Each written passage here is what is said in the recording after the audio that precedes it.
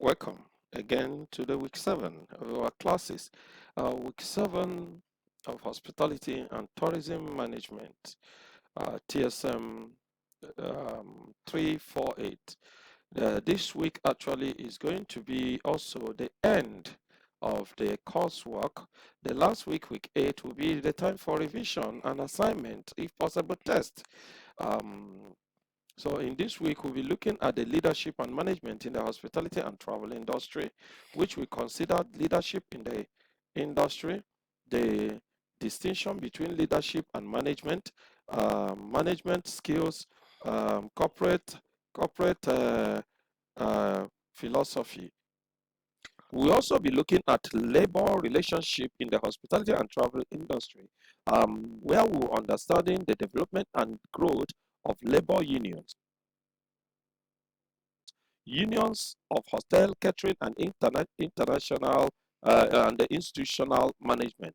We'll also be looking at the harmonization between employers and of labor and the labor union. And the objectives, we explain the term leadership, describing the characters and characteristics and attributes of leaders, differentiating between leadership and management, identifying managerial skill and function. We'll also be explaining the development and growth of labor union, listing the main function of the labor union, describing bargaining powers and process that is involved. And we also discuss the strategies, tactics, and trade-off involved um, in negotiation of agreement. So all this we'll be discussing it in this last week of our coursework. And guess what? You find out that you need to know a whole lot of rights that as a person in the industry, you need to know your rights. You need to know what you are to do, what you're not to do. You need to know why this is like this. So I will implore you to follow us as we go through this course at this time. And as we conclude, you will be getting fully ready to write your exams on this course. So I once more invite you to sit tight as we interact this week on this aspect of this topic. So thank you so much as I remain Dr. Obinna Ugochukwu Alex-Onyeocha, your facilitator for TSM 348. Thank you and welcome.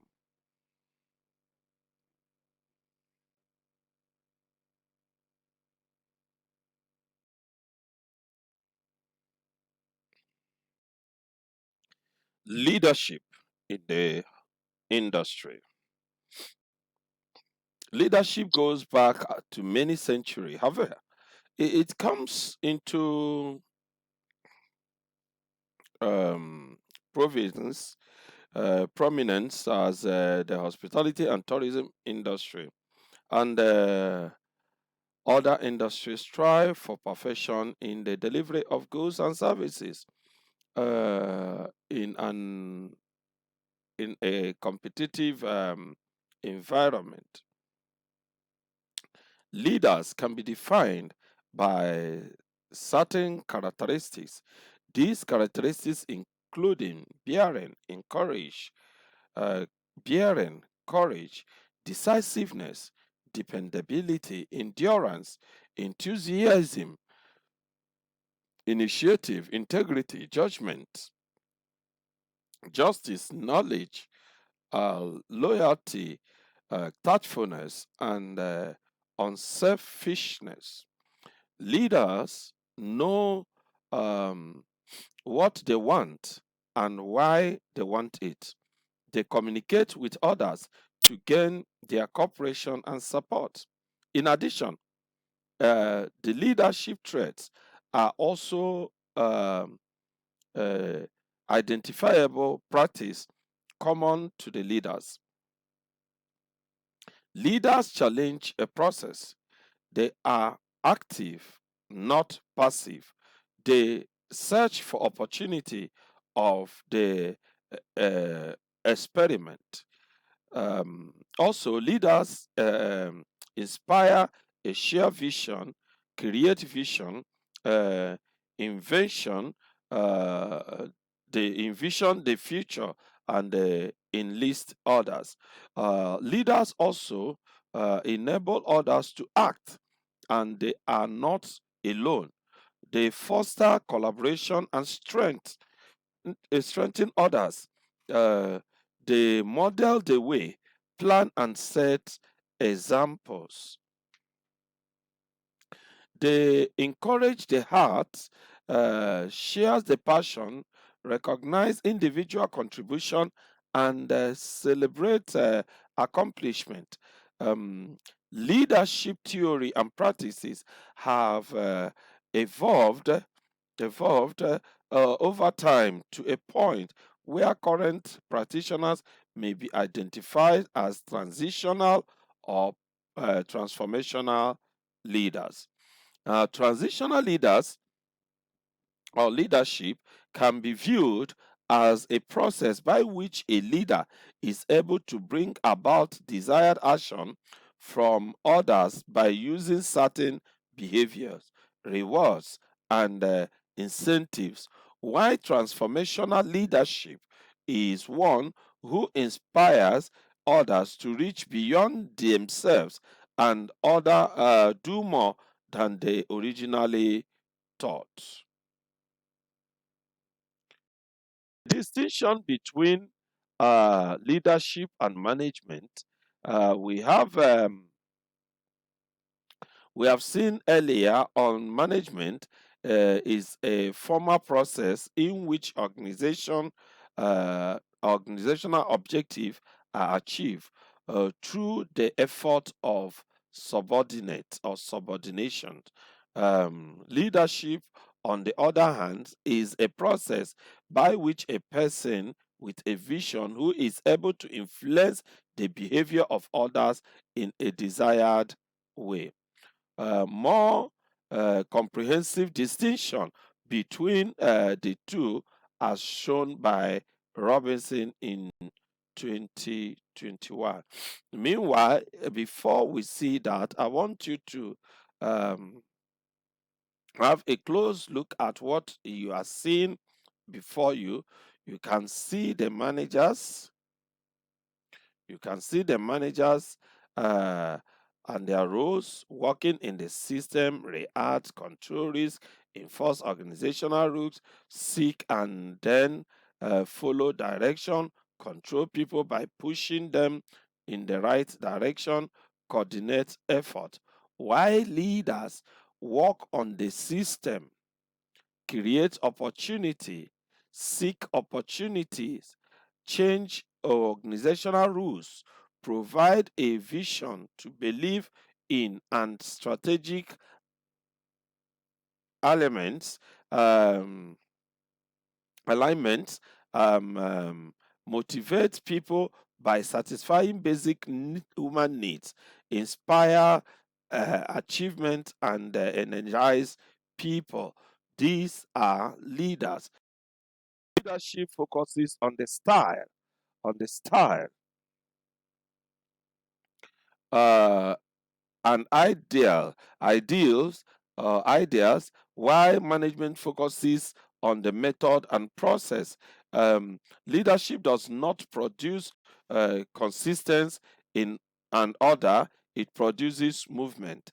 As a point, as pointed out by Cotter in 1990, the following suggestions outline an approach to become a hotel leader, not just a manager. Enhance career development. Good bosses recognize that most of their workers want to improve. Be decisive. Hotel managers are confronted with dozens of decisions every day, and that needs to be judged. Their to their needs their best judgment. Follow through.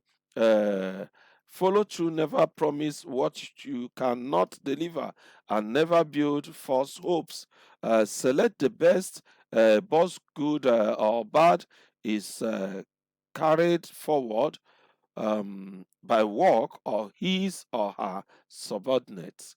Um, em- Empower employees, give people the authority to interact with the customer. The more they feel important, the better the work. The more sophisticated a company is, the more programmed decisions are made. Good decision makers follow 8 major steps. One, identify or identification and definition of problem. Two, identification or identifying of decision criteria. uh, 3, allocation of weight to criteria. 4, development of alternatives. 5, analysis of the alternative. Analysis of the alternative. 6, selection of the alternative. 7, installation of the alternative. And 8, evaluation of the alternatives. So that is exactly what we are seeing before us. So identification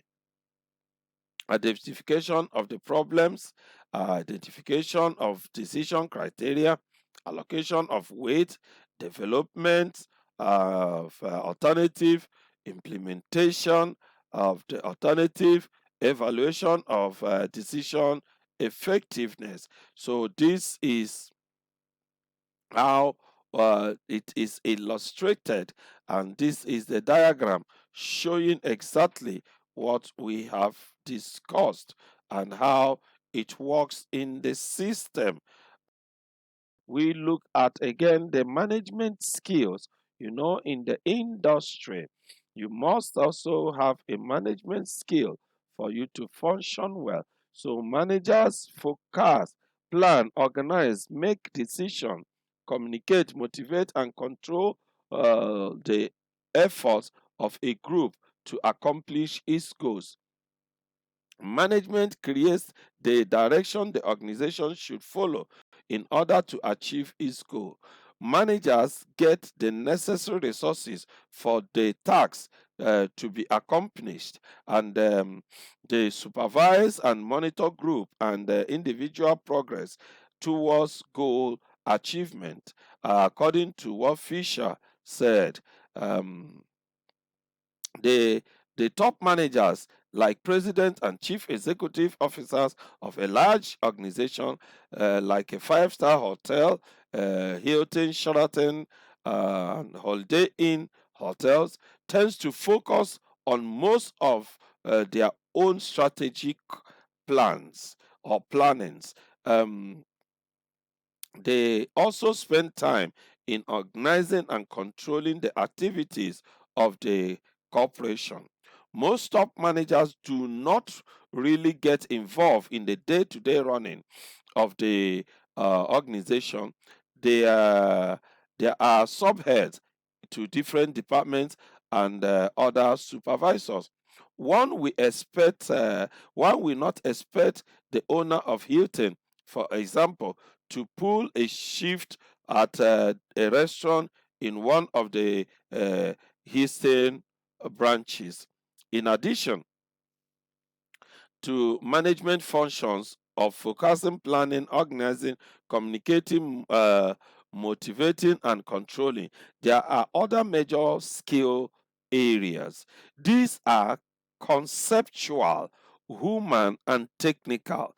Conceptual skill are top managers to view the organization as a complete entity, still understand how it is split into different departments in order to achieve its goal. The ability to build team and work with others is a human skill that successful managers need to cultivate.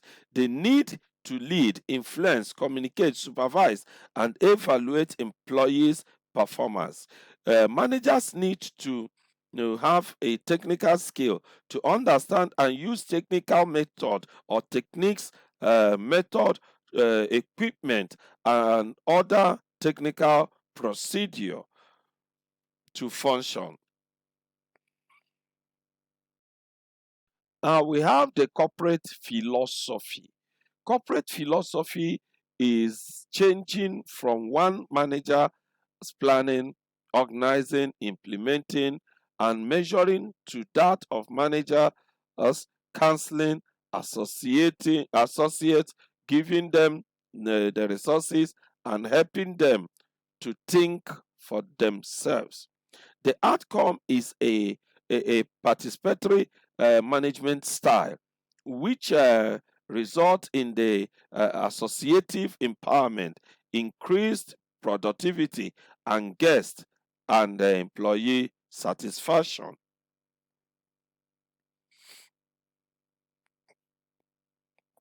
These include ethics, moral, fairness, and equity. The new paradigm in, in the corporate hospitality and tourism industry is the shift in emphasis from the production aspect of business to focus on the guest related business. Um, Successful organizations are those who are able to impart their corporate philosophies to employee and guests alike, such as Disney Corporation in Miami. Uh, they have an excellent example of cooperation and that has a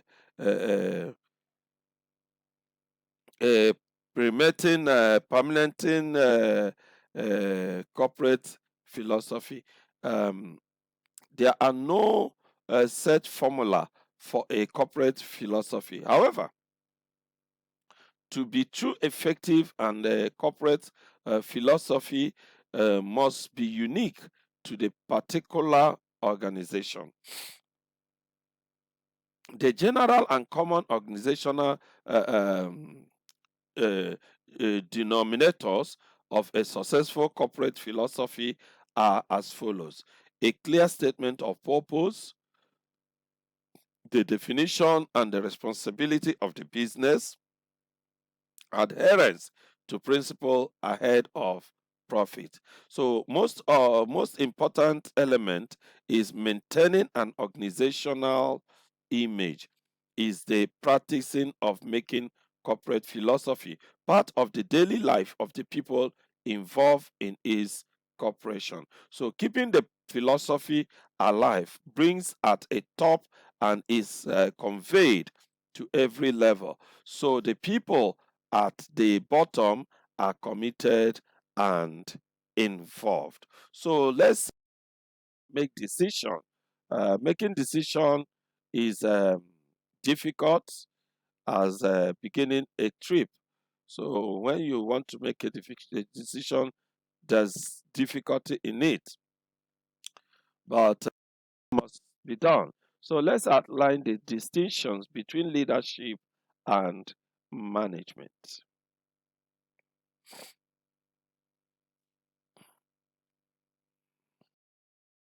So we now look at labor relations in the hospitality and travel industry. In understanding labor relationship or relations, the hospitality in the hospitality and tourism industry, you need to understand the word labor.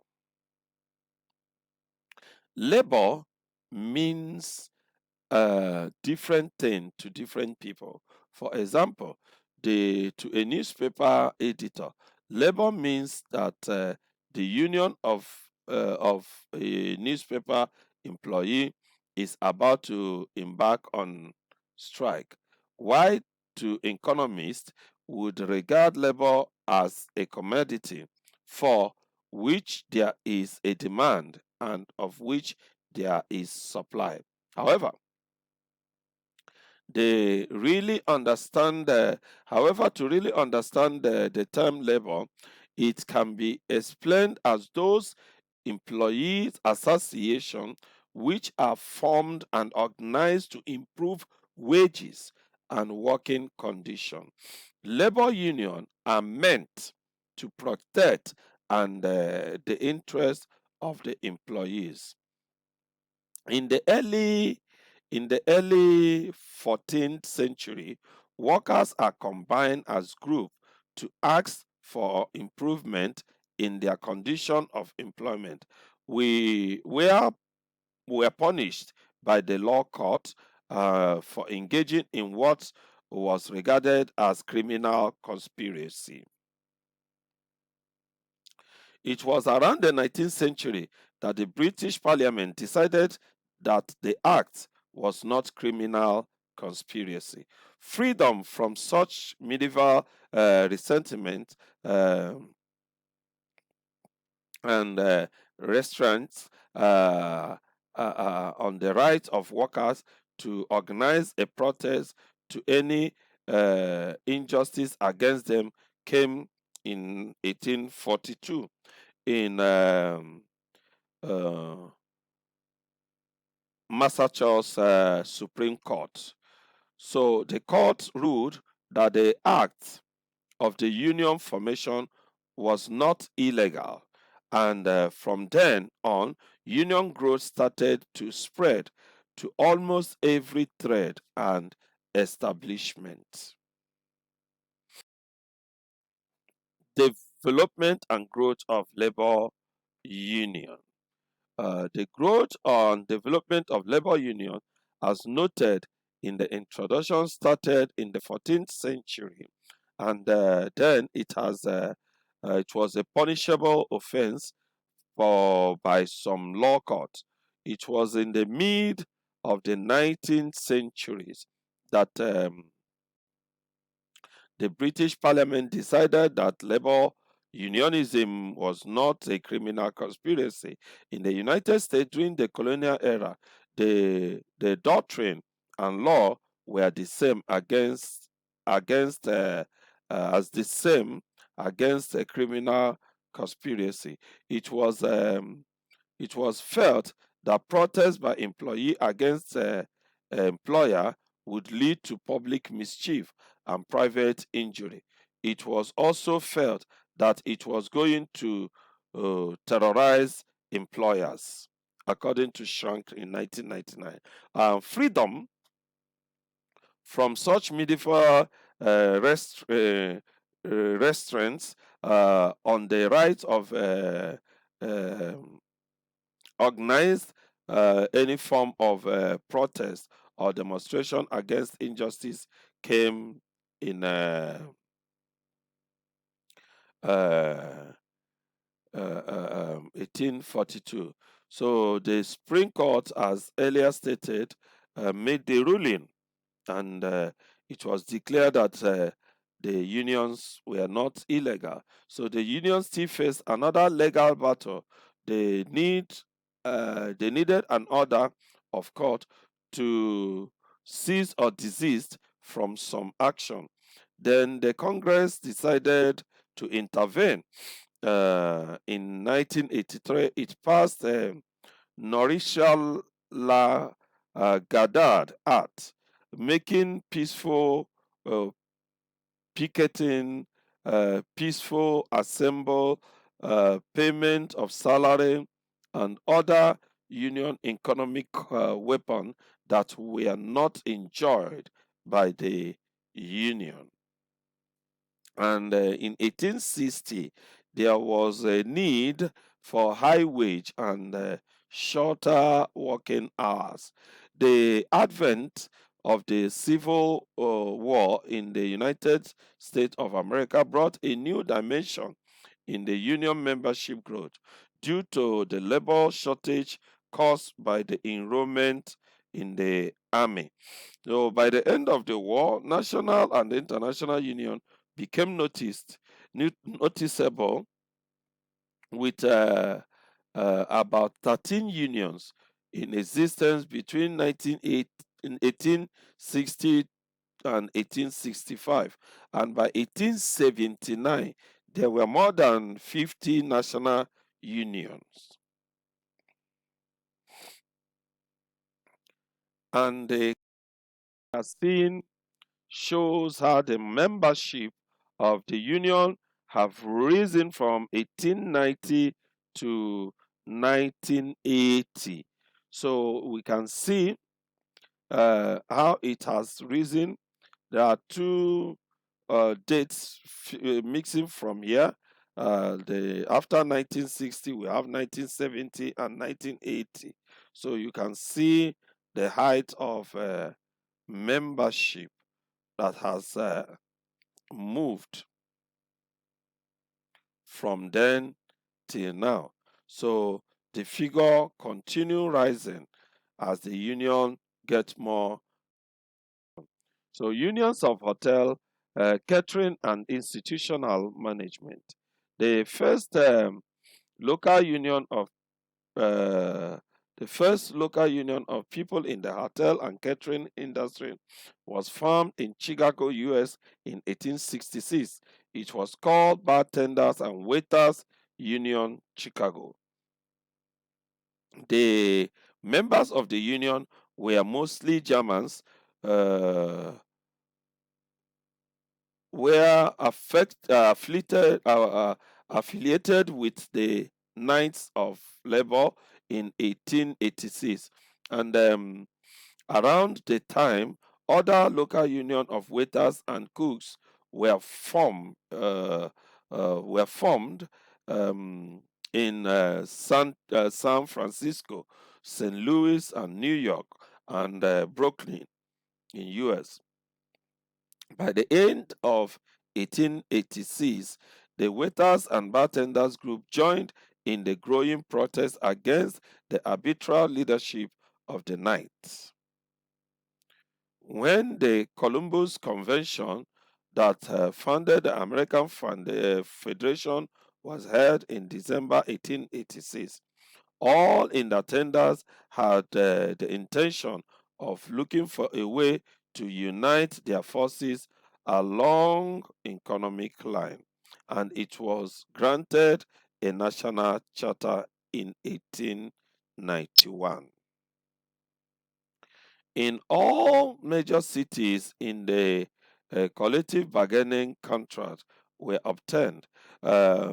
Management side of the agreement took the form of multi-employer bargaining, generally or through a local hotel or through a local hotel association.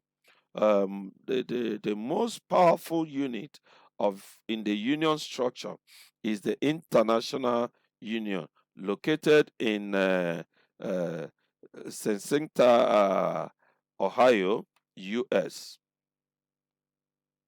So we begin the structure and how it is. We see that there is convention that was made every 5 years after 1976.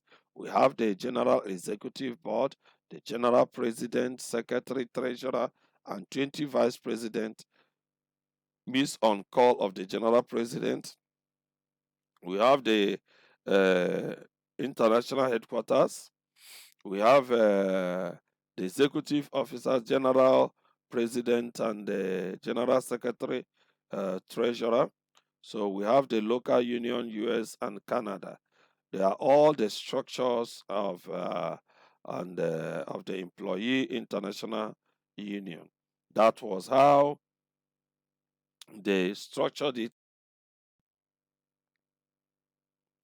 to interfere with employees to exercise their right to self determination, to dominate or interfere with the formation of labor organization, to discriminate or give terms and conditions in order to encourage, or disencourage membership in any labor organization, to discriminate against any employee who files charges or is a witness before the National Labor Relation Board, NLRB, in respect of alleged employers' violation and to refuse bargaining with the representative of employees.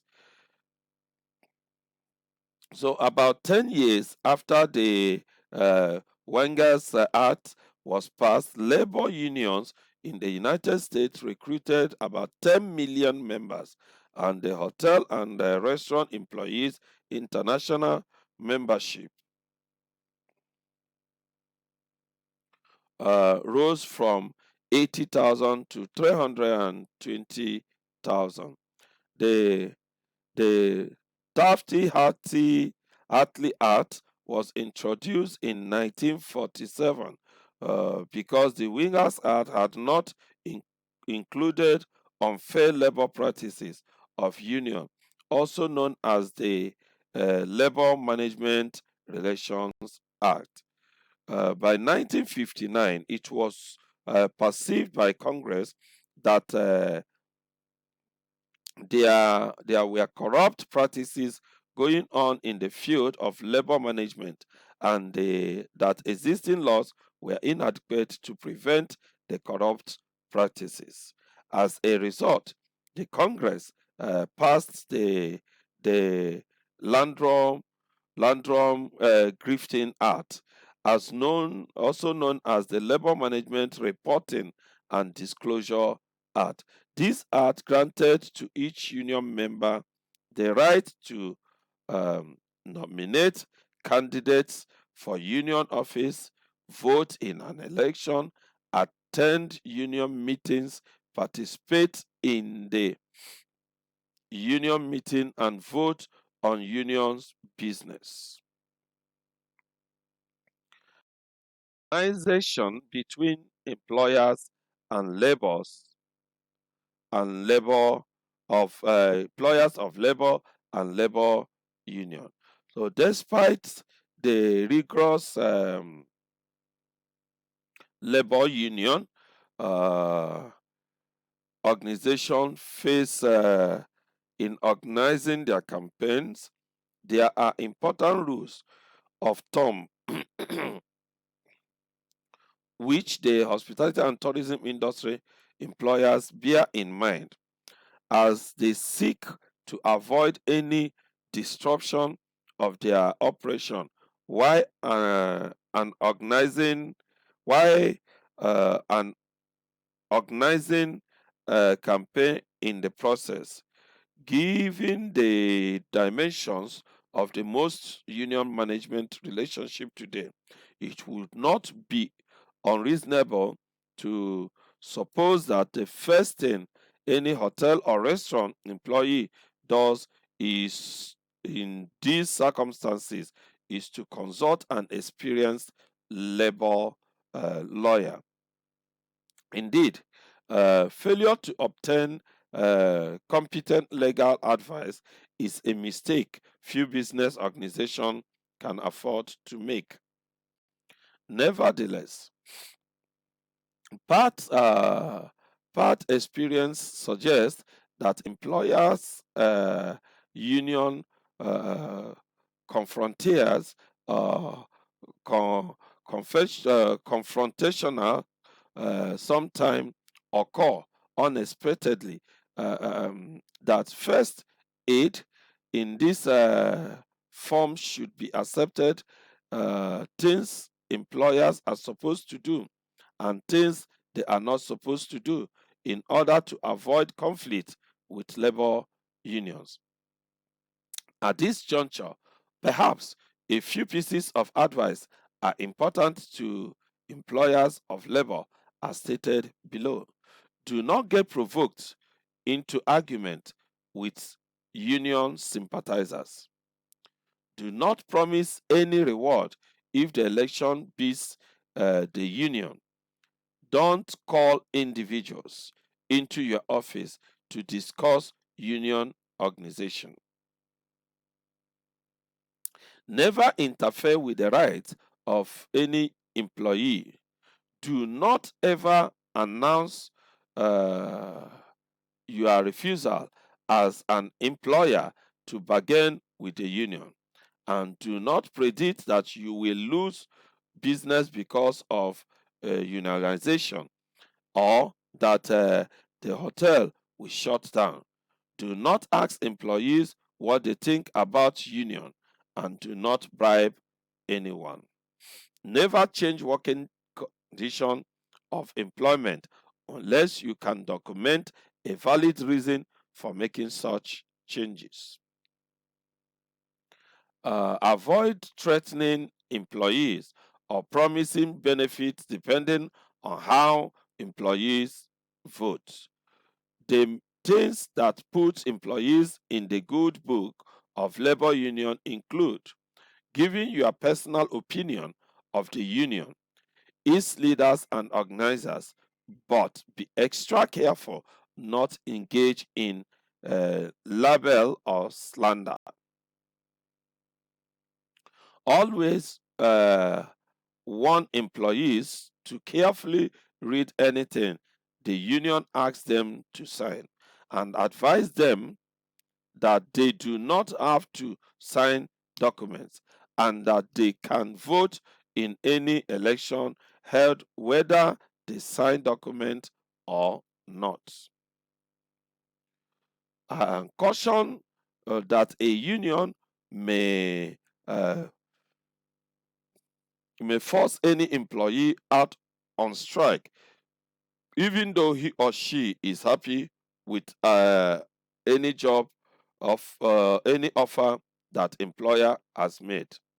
Let employers tell employees that the hotel and restaurant provide job, and union cannot prevent layoff if they become necessary. Employers should urge employees to report a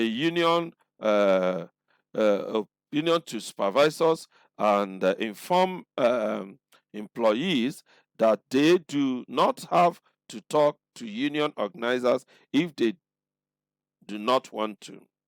Recognition by the hotel or restaurant employer of a union representing employees of his or her establishment is simple the first step in building a joint cooperative relationship between the two parties.